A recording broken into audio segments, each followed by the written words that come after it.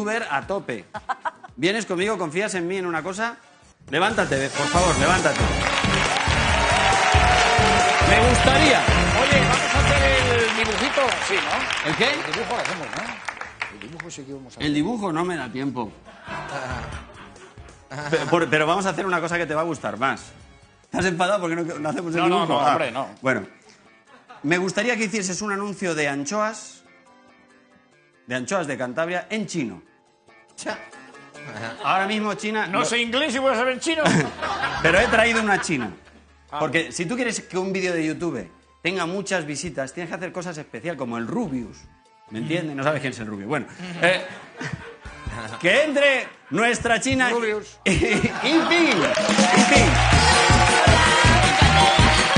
La idea... Yiping, ¿qué tal? La idea es la siguiente. Vamos a decir, elige anchoa de Cantabria que no te engañen como a un chino, ¿vale? Esta es la idea, pero en chino. Ella te lo va a decir en chino, miras a cámara, metemos vídeo de YouTube y eso son visitas. Ya, pero déjamelo escrito, que es muy complicado. Es que escrito vas a flipar.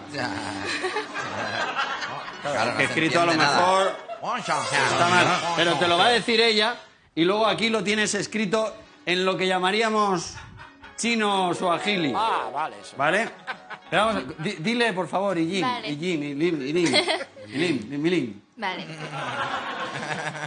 选择坎塔布里亚的提鱼， Suan Suo Cantabria, no te lluviencia, Chunguo Yen y ya va bien. Lo ha dicho todo. Sí, yo todavía Lo ha no he dicho empezado. todo. Ha dicho la segunda frase. Todavía no he dicho nada.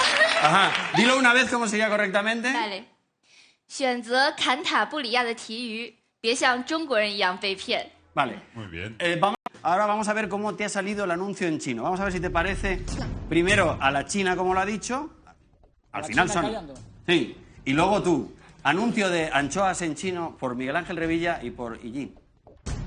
选择坎塔布里亚的提鱼， Suan Suo Cantabria, no te lluviencia, 别像中国人一样被骗。